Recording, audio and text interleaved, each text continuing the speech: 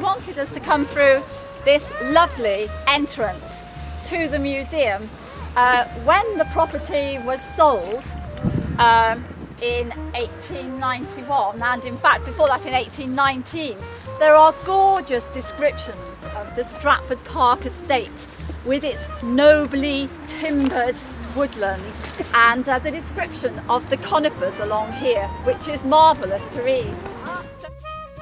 So behind us we've got Stratford House, which was renamed Stratford Park actually by the owner, Mr. Watts, somewhere between the time of 1819 when he bought the house and probably 1855 when he died, and his grandson Joseph Watts Halliwell inherited the property. The trees that we've just walked through mostly were planted in Mr. Watts and Mr. Watts Halliwell's time. They were both very interested in parklands and estates and invested some of their money in collecting trees for the estate. And we've been told that Mr. Watts and then Mr. Watts Halliwell were good friends of the Holfords of Westonbirt. But we actually can't prove a story that goes that they both of them ordered trees from the same expedition, I suppose, and then when they arrived here they shared them out. Later, from the 1930s, when the then council bought the entire estate and the house, small trees were planted in between to keep the collection going. But other things are just babies. The avenue of trees that we came down are what are commonly called giant redwood trees. They're only 150 years old, so they're just baby trees at the moment. So now we're going to go round the edge of what on the old maps is called the fish pond. And we think that probably at some point some water was diverted from the Painswick stream, which is what's rushing past us here at the moment, to create a fishing lake as part of the look of the whole estate. And on Tesco's car park there was a mill. Local people probably remember Townsend's mill, and so there was always a grist mill, a corn mill over there, and in the early days it was driven by a water wheel which was powered by this stream.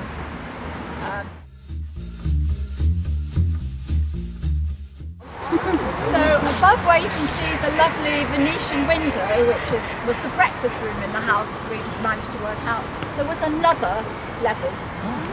The story is that a person called George Ormerod bought the estate probably in 1892, and it looks as though he probably leased it out for a while before he lived in it himself.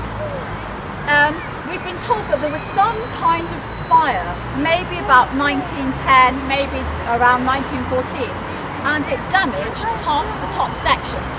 And rather than repair it, Mr. Ormerod decided just to take that layer out. So in fact, if you go into the attics, you can just see the remains of where the fireplaces were, and you can just see little scraps of wallpaper still left on the walls. But we actually can't see anything that looks black like a fire. So we're investigating this story. Maybe it was just that the house was a very big house with another layer on it, and it was no longer the fashion to have an enormous house which wasn't needed. And so, since it wasn't in a good state of repair, they just took that layer out. There you go.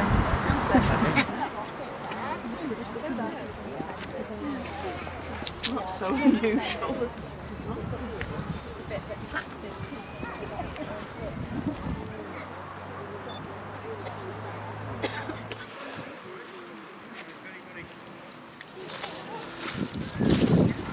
And then when Watts took over the house, he began to buy things back, so that at one point Halliwell was then restored to the estate. It was then lost again later on. So we know that in 1870, Joseph Watts Halliwell said that parts of his fields could be opened to, it says, the public, but I'm not sure that it really was the public.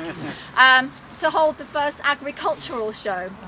And that was the forerunner of Stroud Show, which continues to this day and always has a livestock and animals element to the show. I said that this field is very boggy and full of springs where the clay and limestone meet. Well, the springs fed all the way down towards the house, and at the house there is in fact a plunge pool, which some of you will know, some may not. This winter is actually filled with water for the first time since about 2005, which is fantastic.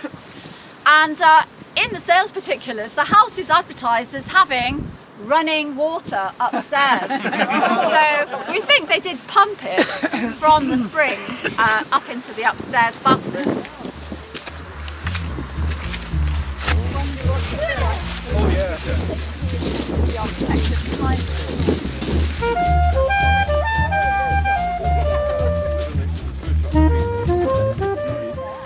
When the council acquired the whole of Stratford Park and the Mansion House in 1935, they really were interested in the land and the opportunity to give people chances for recreation and fresh air.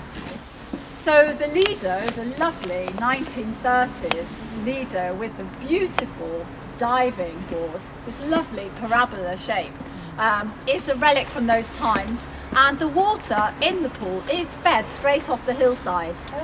It is filtered and something's put in it to make sure it's okay, but it comes straight off the fields. So it really is a spa, and it's not heated. So it's icy cold. And the bowling green also, which is one of the first things that was put into the park, which is currently, the whole of the green is being renovated this year, so it should look splendid next year. And then the leisure centre, which came later, I think the 1970s, yeah. This gentleman and lady have just been describing swimming lessons in the Lido, actually, and being brought from their schools. And as long as the temperature was 50 degrees, the old-fashioned, then you had to come swimming. So you'd walk from your school, get in the pool, go swimming, get back out, and then walk back to school. And behind here is a walled garden. You probably know that we are making moves now to reopen the garden. We don't have any accurate plans at all about what it was actually like. We do have a list of all the tools that were in the garden in 1891, and we do have a list of all the contents of the greenhouse, which reads like 1 dozen pelargoniums. 1 dozen pelargoniums. 1 dozen. So anyway, we're going to try and open up the garden to use it almost as an extension of things that we can do at the museum. Maybe put some sculpture in there. Maybe have quiet places to just take your ease. Maybe be able to improve the education facilities at the museum. So plans are afoot.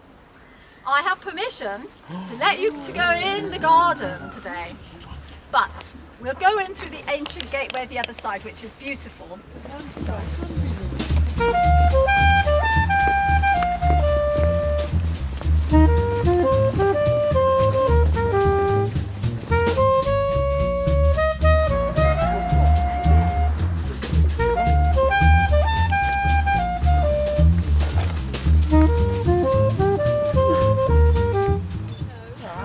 It is a very exciting project, because we have a few remains of what was here. Behind us we've got a plum tree and 2 apple trees, which this autumn didn't do very well, but the previous year were absolutely dripping with fruit.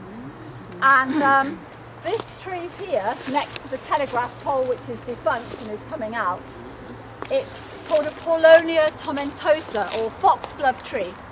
But a very, very lovely thing happened this summer. We had cleared some of the rubbish from here with the help of various people, and we hadn't been in the garden for months. And we came in one day in the summer, and the whole of this area was full of wildflowers, which we hadn't seen before. So we've taken lots of photographs and we collected seeds, but we're just hoping they'll come through again. And we want to try and keep them here. We don't want to cultivate all parts of the garden. We want to keep some of it as it is, really. the greenhouse is a bit of a conundrum. Some of the mechanisms we think are Victorian, but the greenhouse has been repaired and there are breeze blocks propping it up. So another greenhouse must have replaced the original. And in actual fact, because it's such a huge thing sticking out across the garden, in time we want to reduce the size of the greenhouse but make a proper working greenhouse. Some of you, if you remember this time last year we had an exhibition called Disfrutar by 5 local artists called Quercus, and we gave them a residency in the garden when it was wild and asked them to interpret what they thought of the garden. And they're all very modern conceptual artists, so they came up with some very different things. And the silver paper here was actually one of the works that they created, which they left on the wall.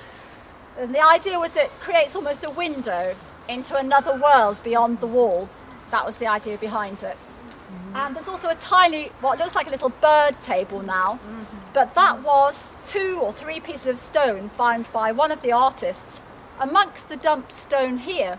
Some of it is really quite finely worked stone.